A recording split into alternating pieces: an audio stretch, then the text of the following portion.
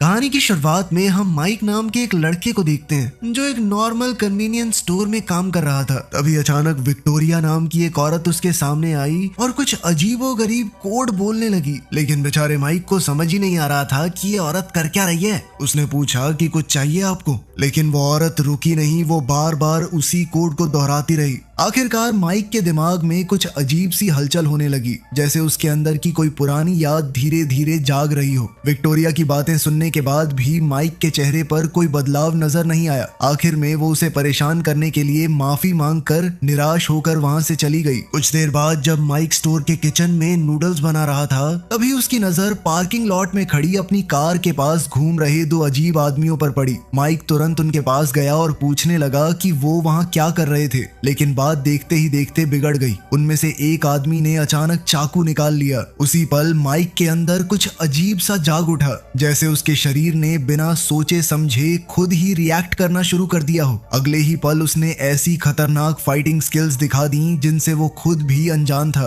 कुछ ही पलों में उसने दोनों आदमियों को मार गिराया। ये सब देखकर माइक बुरी तरह घबरा गया। उसने जल्दी से अपनी गर्लफ्रेंड मिया को फोन किया कि मैंने 2 लोगों को मार दिया है और उनमें से एक को तो मैंने चम्मच से मारा है, पता नहीं कैसे। जल्दी ही उसकी गर्लफ्रेंड मिया वहां पर पहुंच गई, लेकिन अपने सामने ये मंजर देखकर वो भी सन्न रह गई। उसे समझ ही नहीं आ रहा था कि आखिर कुछ ही पलों में इतना सब कैसे हो गया था। अब तक माइक की जिंदगी अपनी गर्लफ्रेंड मिया के साथ बिल्कुल नॉर्मल चल रही थी। वो मिया के साथ अपनी जिंदगी बिताने के सपने देख रहा था। उसने चुपके से एक एंगेजमेंट रिंग भी खरीद ली थी और उसे प्रपोज करने के लिए एक रोमांटिक ट्रिप की पूरी प्लानिंग कर चुका था। लेकिन एयरपोर्ट पहुंचने के बाद सब कुछ बिगड़ गया। फ्लाइट पकड़ने से पहले ही माइक को अचानक एक बहुत तेज पैनिक अटैक आ गया। उसकी हालत इतनी खराब हो गई कि वो बाथरूम में जाकर बीमार पड़ गया। इसी वजह से दोनों को अपनी फ्लाइट मिस करनी पड़ी। बाद में घर लौटते वक्त माइक बार बार मिया से माफी मांग रहा था, लेकिन मिया ने प्यार से उसे समझाया कि इसमें उसकी कोई गलती नहीं थी और सब ठीक था। इसके बावजूद माइक खुद को ही दोष देता रहा। वो समझ ही नहीं पा रहा था कि आखिर मिया उसकी इतनी सारी परेशानियों के बाद भी उसके साथ क्यों थी।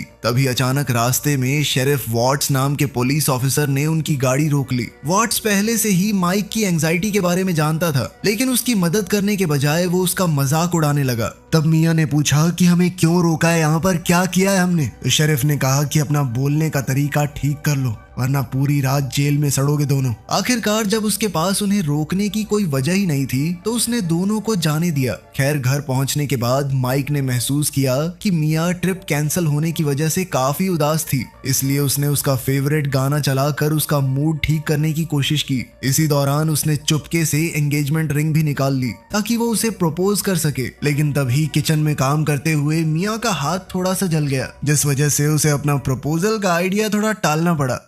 खैर फिर अगले दिन तेज बारिश के बावजूद माइक अपनी ड्यूटी के लिए लोकल स्टोर पहुंच गया। फिर कुछ देर बाद ब्रेक के दौरान वो बाहर साइन बोर्ड बदलने और चुपके से सिगरेट पीने के लिए निकला, लेकिन उसे जरा भी अंदाजा नहीं था कि उसी वक्त आसमान में घूम रहा एक सैटेलाइट उसकी पहचान कर चुका था। सैटेलाइट ने उसे अल्ट्रा प्रोग्राम से जुड़ा हुआ टारगेट आइडेंटिफाई कर लिया था। इसी दौरान हम देखते हैं कि लैंगली में एजेंट विक्टोरिया को एक कोडेड मैसेज मिला। उस मैसेज में साफ लिखा था कि अगले 24 घंटों के अंदर माइक को मार दिया जाएगा। साथ ही विक्टोरिया को सख्त हिदायत दी गई कि तुम किसी तरह की टांग मत अड़ाना इस मिशन में। मगर विक्टोरिया ने इस फैसले का जोरदार विरोध किया। उसने याद दिलाया कि उन्होंने माइक की हिफाजत करने का वादा किया था, लेकिन उसकी एक भी बात नहीं सुनी गई और अगले ही पल सामने वाले ने बिना कुछ कहे फोन काट दिया। आखिर में वो बेहद गुस्से में अपने कलीग मैक्स हंटर के ऑफिस में घुस गई। दोनों के बीच माहौल काफी तनाव भरा था। दरअसल विक्टोरिया वाइजमैन प्रोग्राम की हेड थी, जबकि हंटर टफ गाय प्रोग्राम संभाल रहा था। माइक उस पुराने अल्ट्रा प्रोग्राम का आखिरी जिंदा मेंबर था जिसे विक्टोरिया ने पहले ही बंद करवा दिया था और अब उसी माइक को मारने का फैसला लिया गया था।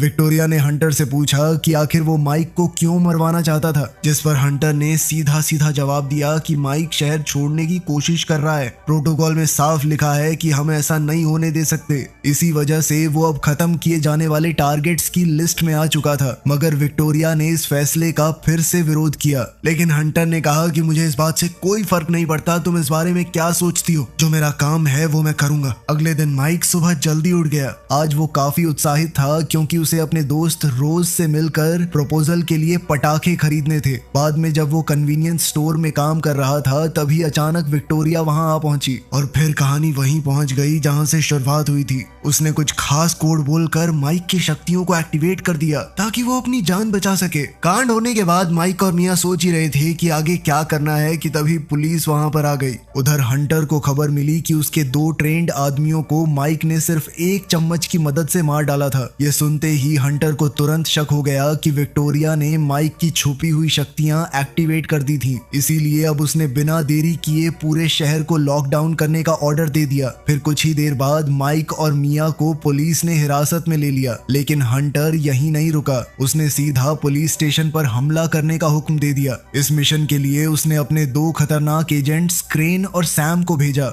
दोनों तबाही मचाने के लिए पूरी तरह तैयार थे। उधर पुलिस स्टेशन में माइक ने मिया को विक्टोरिया और उसके बोले गए अजीब कोडवर्ड के बारे में सब कुछ बता दिया। उसने ये भी बताया कि अब उसे पिछले 94 मिनट्स की हर छोटी से छोटी बात बिल्कुल साफ याद आ रही थी। इसी दौरान शेरिफ वॉट्स ने माइक से पूछताछ शुरू कर दी। उसने सीधा सवाल किया कि क्या उन दोनों की मौत का जिम्मेदार वही था, लेकिन तभी मिया बीच में बोल पड़ी। उसने साफ कहा कि माइक ने सिर्फ अपनी जान बचाने के लिए यह सब किया था। तभी अचानक पूरे पुलिस स्टेशन की बिजली चली गई और चारों तरफ अंधेरा छा गया। इसी बीच वॉट्स को किसी बड़ी गड़बड़ की खबर मिली। एक डेप्यूटी माइक और मिया को होल्डिंग सेल की तरफ लेकर जा ही रहा था कि तभी क्रेन ने पुलिस स्टेशन पर धुआंधार गोलियां बरसा दी। अचानक हुए हमले से सब पुलिस वाले अपनी जान बचाने के लिए इधर उधर भागने लगे। वहीं वॉट्स और एक डेप्यूटी तुरंत एक कमरे में छुप गए और क्रेन का सामना करने की प्लानिंग करने लगे। वहां मची अफरा तफरी का फायदा उठाते हुए सैम तुरंत माइक की तरफ बढ़ा और माइक की हिफाजत कर रहे डेप्यूटी को उसने बिना किसी रहम के गोली मारकर वहीं ढेर कर दिया। इधर माया ने भी हिम्मत दिखाते हुए सैम का हथियार छीन लिया था, लेकिन अगले ही पल सैम ने उसे जोर से धक्का देकर दूर फेंक दिया। इसके बाद सैम सीधा माइक पर टूट पड़ा और दोनों के बीच जबरदस्त हाथापाई शुरू हो गई। इसी अफरा तफरी का फायदा उठाकर माइक और मिया सेल से बाहर निकल आए और उल्टा सैम को वहां अंदर बंद कर दिया। उधर क्रेन की अंधाधुंध फायरिंग के बीच शेरिफ वॉट्स और दूसरा डेप्यूटी बुरी तरह फंस गए थे। कुछ ही पलों में वो दोनों उसके हमले का शिकार बन गए। फिर क्रेन जैसे ही वॉट्स को खत्म करने वाली थी तभी उसकी नजर भागते हुए माइक और मिया पर पड़ गई। उसने बिना देरी किए उन पर गोलियां चलानी शुरू कर दी, लेकिन आखिरी हिम्मत जुटाकर वॉट्स ने क्रेन की टांग को एक कुर्सी से बांध दिया। फिर गुस्से में क्रेन ने तुरंत माइक की तरफ एक ग्रेनेड फेंका, लेकिन माइक ने बिना वक्त गवाए उस ग्रेनेड को पुलिस स्टेशन की तरफ उछाल दिया। अगले ही पल एक जबरदस्त धमाका हुआ और पूरा पुलिस स्टेशन हिल गया। धुआं छटने के बाद माइक सीधा क्रेन के सामने आकर खड़ा हो गया और एक ही जबरदस्त वार करते हुए उसे खत्म कर दिया। वहीं दूसरी ओर विक्टोरिया ने हंटर से संपर्क किया। असल में हंटर ने पूरे शहर के इकलौते एग्जिट को वायरल बीमारी के फैलने का बहाना बनाकर सील कर दिया था। उसने विक्टोरिया को बताया कि उसके दोनों ट्रेंड एजेंट्स मारे जा चुके थे, लेकिन विक्टोरिया ने साफ कह दिया कि अब वो हंटर के इस पूरे प्लान को खत्म करके ही दम लेगी। इधर मिया घबराकर माइक से कहने लगी कि उन्हें तुरंत शहर छोड़ देना चाहिए, लेकिन माइक ने उसे याद दिलाया कि इस वक्त उसकी हालत पहले ही बहुत नाजुक थी। ये सब देखकर मिया का हौसला टूटने लगा। तब माइक ने उसे तसल्ली दी और कहा कि वो दोनों उसकी कार से यहाँ से निकल जाएंगे। लेकिन जैसे ही वो अपनी कार के पास पहुंचे तो अचानक उसमें जोर का ब्लास्ट हो गया। दरअसल सैम और क्रेन पहले ही उस कार में बॉम्ब फिट कर चुके थे। एक पल में ही उनकी भागने की आखिरी उम्मीद भी खत्म हो गई और वो पहले से भी ज्यादा बड़ी मुसीबत में फंस गए। उधर विक्टोरिया भी ब्लास्ट से तबाह हुए पुलिस स्टेशन पर पहुंच गई थी। वहां क्रेन की लाश देखकर उसका दिल बैठ गया। अब सच का पता लगाने के लिए उसने तुरंत अपने पुराने असिस्टेंट एजेंट पीट से संपर्क किया और उसे हंटर के खतरनाक प्लान के बारे में बताया। लेकिन विक्टोरिया के दिमाग में एक और बात चल रही थी। उसे लग रहा था कि हंटर के स्ट्रॉन्ग मैन एजेंट्स जरूरत से ज्यादा शोर मचा रहे थे, इसलिए उसे शक हुआ कि हंटर के रिक्रूटमेंट प्रोसेस में जरूर कुछ गड़बड़ थी। इसीलिए उसने पीट से एक खास लोकेशन पर हथियार एयर ड्रॉप करवाने की गुजारिश की, लेकिन पीट इस काम के लिए तैयार नहीं हुआ। तब विक्टोरिया ने मजबूरी में ने उससे मदद की भीख मांगी और बताया कि हंटर उसे इसी शहर में फंसाकर हमेशा के लिए खत्म करना चाहता था। उधर हम देखते हैं कि माइक और मिया की कार में बैठकर रोज के घर की तरफ निकल पड़े थे। फिर रास्ते में गाड़ी चलाते वक्त अचानक माइक के दिमाग में उसके बचपन की धुंधली यादें चमकने लगी। इन यादों ने उसे बुरी तरह उलझा दिया और वो खुद ही सोचने लगा कि आखिर वो असल में कौन था। हैरानी की बात यह थी कि उसे अचानक बंदूकों और बॉम्ब्स के बारे में सब कुछ पता चलने लगा। वो सोच में पड़ गया कि कहीं मैं लड़ने के लिए बनाया हुआ कोई रोबोट तो नहीं हूँ। तभी अचानक रोज अपनी छुपने की जगह से बाहर आ गया। उसने अपने चेहरे पर मास्क पहना हुआ था और वो बुरी तरह डरा हुआ लग रहा था, क्योंकि उसने शहर में फैल रही अजीब अफवाहों के बारे में सुन लिया था। वहीं दूसरी ओर हंटर हेलीकॉप्टर से शहर में उतर गया था। उसके स्ट्रॉन्गमैन एजेंट्स पहले से ही एक ट्रक के अंदर मशीनों की तरह तैयार खड़े थे। उन्हीं के बीच सैम भी मौजूद था, जो पुलिस स्टेशन के धमाके के बाद भी जिंदा बच गया था। इतना ही नहीं, वो मुस्कुराते हुए माइक के साथ हुई पिछली लड़ाई में टूटे हुए अपने दांत भी दिखा रहा था। खैर, इधर रोज ने माइक के हाथों की हैंडकफ्स खोल दी थी, लेकिन उसने साफ कहा कि जिस मुसीबत से माइक भाग रहा था, कहीं वो उसके घर तक न पहुंच जाए। फिर कुछ ही देर बाद वहां दो और आदमी आए, जिनके नाम बिग हॉल और क्विंसन थे। माइक उन दोनों को फैंटेसी फुटबॉल लीग की वजह से पहले से जानता था। तब रोज ने सबको बताया कि पूरे शहर में वायरल बीमारी फैलने के नाम पर लॉकडाउन लगा दिया गया था। अपनी बात साबित करने के लिए उसने टीवी पर चल रही एक न्यूज रिपोर्ट भी दिखा दी। रिपोर्ट देखते ही सबके होश उड़ गए। असल में न्यूज में माइक और विक्टोरिया को ही इस बीमारी का जिम्मेदार बताया जा रहा था। यह सब देखकर माहौल और भी ज्यादा तनाव से भर गया। माइक का गुस्सा और बेचैनी बढ़ने लगी थी। घबराहट में उसने पूरी सच्चाई समझाने की कोशिश की, लेकिन रोज ने उसकी घबराहट को वायरस के लक्षण समझ लिया और तुरंत उस पर बंदूक तान दी। मगर अगले ही पल माइक ने अपनी तेज रिफ्लेक्सेस की मदद से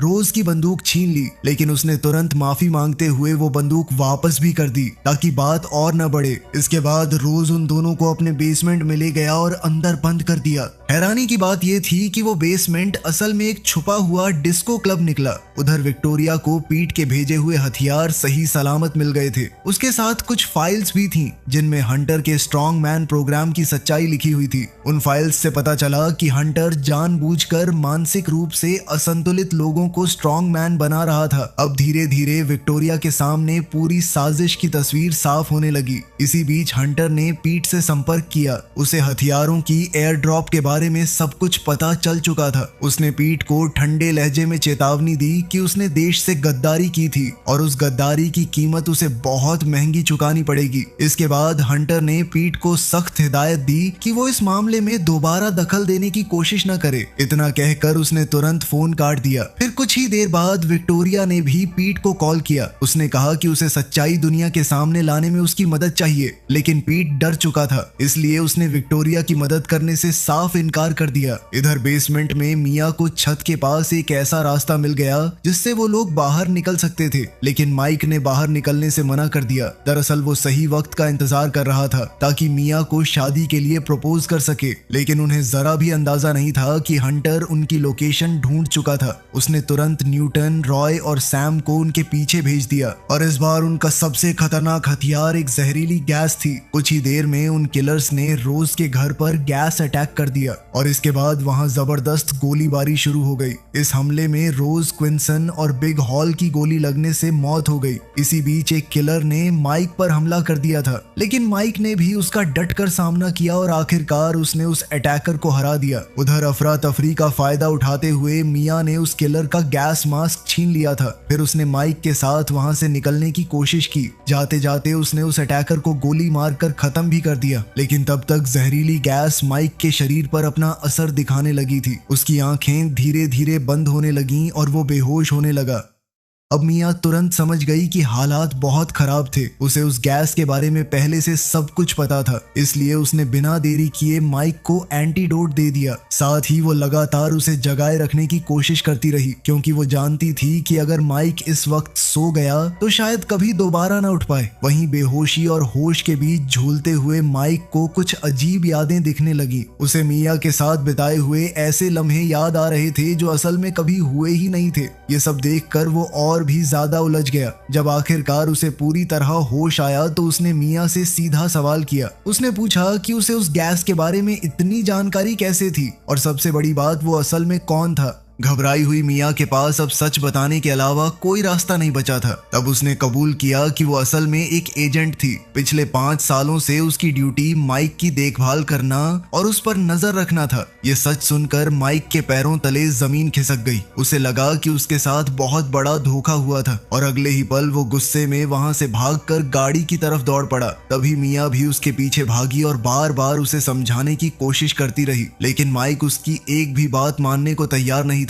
उसे लगने लगा था कि उसकी पूरी जिंदगी, उनका प्यार सब कुछ झूठ था। मिया उसे यकीन दिलाने की कोशिश कर रही थी कि अभी मैं सब कुछ सच बता रही हूँ। तभी अचानक पीछे से एक गाड़ी ने उनकी कार को जोर की टक्कर मार दी। टक्कर इतनी भयानक थी कि उनकी कार हवा में पलटकर सीधी उलट गई। कार पलटने के तुरंत बाद सैम ने मिया को गाड़ी से बाहर घसीट लिया और उसकी गर्दन जोर से पकड़ ली। उसने बताया कि मुझे ऑर्डर मिला है, तुम्हें जिंदा पकड़ के लेके जाना है वापस। इतना कहकर उसने मिया को बेहोश कर दिया। फिर उसने माइक की तरफ बंदूक तानते हुए कहा कि बेटा, तेरे साथ तो बहुत बुरा होने वाला है। उसने माइक को वहीं छोड़ दिया और मिया को घसीटता हुआ अपने साथ ले गया। जाते जाते उसने पूरी कार पर पेट्रोल छिड़क दिया। कुछ ही पलों में गाड़ी आग की लपटों से घिर गई, लेकिन इसी दौरान विक्टोरिया चुपके से वहां पहुंच गई। वो माइक की मदद करने के लिए तैयार थी। उधर सैम ने मिया को होश में लाया ताकि वो अपनी आंखों के सामने कार को धमाके के साथ उड़ते हुए देख सके, और अगले ही पल गाड़ी एक भयानक ब्लास्ट के साथ फट गई। इसके बाद सैम मिया को घसीटकर हंटर के पास ले गया। मिया ने हंटर से पूछा कि तुम्हें इतना कुछ करने की ऑथराइजेशन तो नहीं मिल सकती, किस बेसिस पे कर रहे हो तुम ये सब। इस पर हंटर ने जवाब दिया कि पिछले 5 सालों से वो हर सच्चाई से अनजान थी। उसने बताया कि माइक एक खुफिया एक्सपेरिमेंट का हिस्सा है और उसके साथ बिताए गए 5 साल सिर्फ एक झूठी जिंदगी का हिस्सा थे। हंटर ने यह भी कहा कि माइक अब मर चुका था और माया को गिरफ्तार कर लिया जाएगा ताकि वो भी सीक्रेट को किसी को ना बता सके। हंटर के लिए ये सब अपने करियर को और आगे बढ़ाने का एक मौका था, लेकिन हम देखते हैं कि दूसरी तरफ विक्टोरिया ने वक्त रहते माइक की जान बचा ली थी। जब उसने माइक से पूछा कि क्या वो उसे पहचान रहा था, तो माइक मजाक में बोला कि कहीं वो उसकी माँ तो नहीं थी, लेकिन विक्टोरिया ने तुरंत इस बात को हंसी में टाल दिया। इसके बाद उसने माइक को उसके अतीत की एक काली सच्चाई बताई। उसने बताया कि जब माइक सिर्फ 18 साल का था तब उसे ड्रग्स रखने के जुर्म में गिरफ्तार किया गया था। उसी वक्त विक्टोरिया ने उसे वाइजमैन एक्सपेरिमेंट प्रोग्राम में भर्ती किया था। उस प्रोग्राम में शामिल सभी लोगों में सिर्फ माइक ही सफल हुआ था, लेकिन धीरे धीरे उस एक्सपेरिमेंट की वजह से उसकी मानसिक हालत बिगड़ने लगी थी।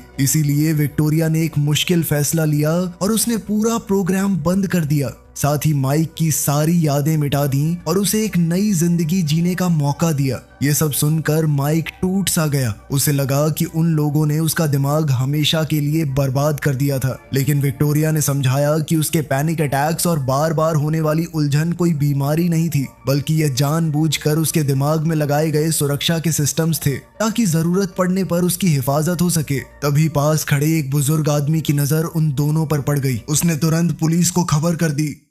उधर हंटर भी इस नए झंझट से बुरी तरह गुस्से में आ गया था। माइक की फाइल डिलीट करने की कोशिश करते हुए उसने पीट को तुरंत कॉल किया और उनकी लोकेशन पर एक ड्रोन भेजने का हुक्म दे दिया। इधर मिया ने भागने की कोशिश की, लेकिन कुछ ही पलों में उसे दोबारा पकड़ लिया गया। उधर ड्रोन उनकी लोकेशन की तरफ बढ़ रहा था। इसी के साथ हंटर ने अपने मिलिट्री कोऑर्डिनेटर ओटिस और स्ट्रॉन्गमैन बीटल को भी माइक के घर भेज दिया। वहीं दूसरी तरफ माइक अब भी सच मानने को तैयार नहीं था। विक्टोरिया ने उसे बहुत समझाने की कोशिश की, लेकिन माइक ने उसकी एक न सुनी। जैसे ही माइक ने सिगरेट जलाई, विक्टोरिया राइफल लेकर घर के बाहर पहरा देने लगी। इसी दौरान उसने माइक को बताया कि मिया का असली मिशन सिर्फ इतना था कि वो उसकी जिंदगी को दोबारा नॉर्मल बना दे और फिर वापस लौट जाए। लेकिन मिया ने ऐसा नहीं किया। उसने माइक के लिए अपना करियर और सब कुछ दांव पर लगा दिया, क्योंकि उसे हमेशा माइक की काबिलियत पर पूरा भरोसा था। तभी अचानक बीटल ने विक्टोरिया पर हमला कर दिया, लेकिन माइक ने बिना देरी किए उसकी मदद की और बीटल को जोर का धक्का देकर खिड़की से बाहर गिरा दिया।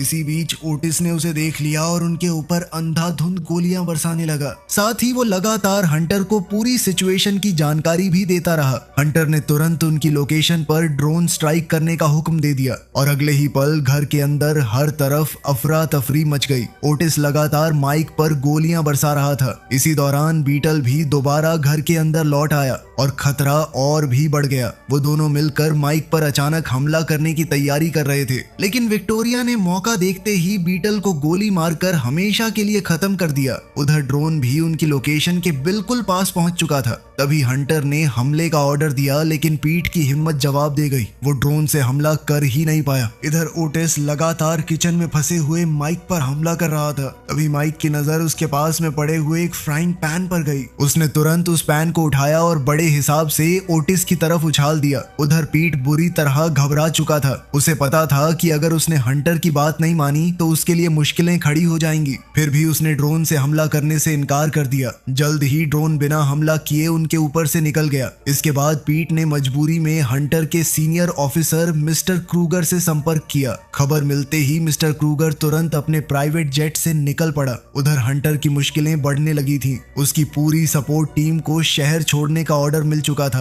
अब वो लगभग अकेला पड़ गया था। इसी बीच हंटर ने माइक को फोन किया। माइक ने टॉन्ट करते हुए पूछा कि क्या वो हार मानकर सरेंडर करने के लिए कॉल कर रहा था, लेकिन हंटर ने ठंडे लहजे में बताया कि मिया उसके कब्जे में थी। उसने धमकी दी कि अगर माइक मिया को जिंदा देखना चाहता था तो उसे तुरंत शहर के एक लोकल स्टोर पर आना होगा। माइक एक पल के लिए उलझन में पड़ गया। एक तरफ उसकी जान का खतरा था और दूसरी तरफ मिया। तभी हंटर ने फोन मिया की तरफ कर दिया। माया ने रोते हुए माइक से माफी मांगी और कहा कि वो उससे दिल से प्यार करती थी। साथ ही उसने माइक से वहां न आने और भाग जाने की गुजारिश भी की, लेकिन इससे पहले कि वो कुछ और कह पाती, हंटर ने फोन काट दिया। अब माइक ने फैसला कर लिया था कि चाहे कुछ भी हो जाए वो मिया को बचाकर ही रहेगा। इसलिए उसने पटाखों का एक बड़ा स्टॉक अपने साथ उठा लिया। उधर हंटर ने भी अपने आदमियों को पूरी तैयारी के साथ तैनात कर दिया था। कुछ ही देर बाद माइक ने ओटिस की जीप में बैठकर धमाकेदार एंट्री मारी। जैसे ही वो अंदर घुसा उसने पटाखे जला दिए और अगले ही पल हर तरफ अफरा तफरी मच गई। इसी हंगामे का फायदा उठाकर हंटर के आदमी मिया को लेकर स्टोर के अंदर घुस गए और अगले ही पल माइक भी गाड़ी समेत स्टोर के अंदर घुस गया। उसने वहां का अनाउंसमेंट फोन उठाकर मिया से कहा कि मैं तुमसे बहुत प्यार करता हूँ और ये भी यकीन दिलाया कि यह बुरा सपना बहुत जल्द खत्म होने वाला था। तभी चारों तरफ से गोलियां चलनी शुरू हो गईं। अपनी जान बचाने के लिए माइक को स्टोर में रखी हर चीज को हथियार की तरह इस्तेमाल करना पड़ा, मगर लड़ाई के दौरान उसके पेट में चाकू लग गया। साथ ही एक गोली उसके सिर को छूते हुए निकल गई। लेकिन इतनी बुरी हालत के बाद भी माइक ने हार नहीं मानी। उसने पटाखों का इस्तेमाल करके हर तरफ धुआं और तबाही फैला दी और इसी का फायदा उठाकर एक एक करके अपने दुश्मनों का खात्मा करता गया। अंत में सिर्फ सैम ही बचा था। हंटर ने उसे तुरंत ऑर्डर दिया कि माइक को मार डालो, जबकि वो खुद मिया को अपने साथ लेकर वहां से भागने लगा। तभी मिया ने अपने हाथ की सफाई दिखाते हुए अपनी हथकड़ी खोल ली और तुरंत हंटर पर ही हमला कर दिया। इधर सैम ने माइक को ढूंढ निकाला। पहले वो उससे बात करना चाहता था, लेकिन कुछ ही पलों में बात एक खतरनाक लड़ाई में बदल गई। दोनों ने एक दूसरे को बुरी तरह जख्मी कर दिया। आखिर में माइक किसी तरह सैम की गोलियों से बचकर निकल गया। उधर हंटर माया को लेकर भागने की कोशिश कर रहा था, लेकिन तभी विक्टोरिया उसके सामने आ गई और उसने बिना देरी किए हंटर पर हमला कर दिया। इसी दौरान माइक ने भी सैम को काबू में कर लिया। उसने बंदूक तान कर उसकी जान लेने की तैयारी कर ली, लेकिन तभी सैम ने सच बता दिया। उसने कहा कि वो अपनी मर्जी से कुछ नहीं कर रहा था, बल्कि दूसरे लोग उसके दिमाग को कंट्रोल कर रहे थे। ये सुनकर माइक को एहसास हुआ कि सैम भी उसी की तरह एक मोहरा था, इसीलिए उसने उसकी जान बख्श दी। वहीं दूसरी ओर विक्टोरिया हंटर का गला दबा रही थी। तभी मिस्टर क्रूगर वहां पहुंच गया और उसने दोनों को रोक दिया। इसी बीच मिया किसी तरह घायल माइक तक पहुंच गई थी। दोनों ने एक दूसरे का सहारा लिया और धीरे धीरे स्टोर से बाहर निकल आए, लेकिन बाहर निकलते ही उन्होंने देखा कि पूरी जगह पुलिस ने घेर रखी थी।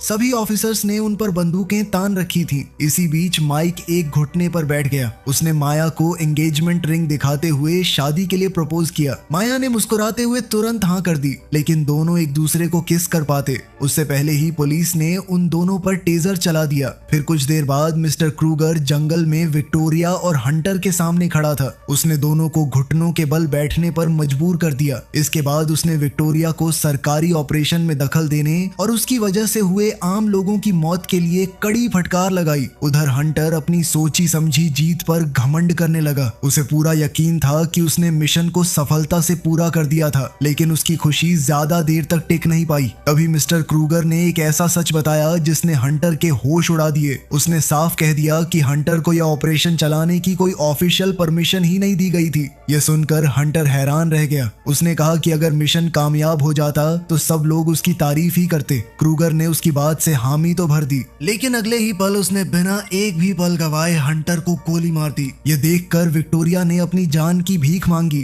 क्रूगर का मानना था कि माइक अब भी बहुत खतरनाक था, इसीलिए उसे जिंदा छोड़ना खतरे से खाली नहीं है। लेकिन विक्टोरिया ने उसे समझाया। उसने क्रूगर को याद दिलाया कि माइक ने अकेले ही सरकार के 17 खतरनाक स्ट्रॉन्गमैन एसेट्स को हरा दिया था। उसके हिसाब से माइक जैसा एजेंट सरकार के लिए एक बहुत बड़ी ताकत साबित हो सकता था। इसके बाद हम माइक को एक इंटेरोगेशन रूम में जंजीरों से बंधा हुआ देखते हैं और मिस्टर क्रूगर खुद उससे पूछताछ कर रहा था। अब तक माइक अपनी पुरानी यादों और असली पहचान को पूरी तरह याद कर चुका था। इस घटना के करीब 6 महीने बाद हम देखते हैं कि माइक और मिया एक मिशन पर काम कर रहे थे, लेकिन तभी लिफ्ट के अंदर कुछ आदमियों ने अचानक माइक को अगवा कर लिया। उधर विक्टोरिया सिक्योरिटी कैमरास के जरिए ये सब कुछ देख रही थी और उसके चेहरे पर हल्की सी मुस्कान थी, क्योंकि माइक बिल्कुल वैसे ही उनके जाल में फंस चुका था जैसे उन्होंने प्लान किया था। आखिरकार किडनैपर्स माइक को एक कमरे में ले गए। वहां मौजूद सब लोग उसका मजाक उड़ा रहे थे। उन्हें लग रहा था कि बिना किसी हथियार के माइक उनका कुछ नहीं बिगाड़ सकता था, लेकिन माइक ने शांत रहकर कमरे का हर कोना ध्यान से देखा और फिर उसे हंसी आ गई कि बेटा तुम लोग तो गए,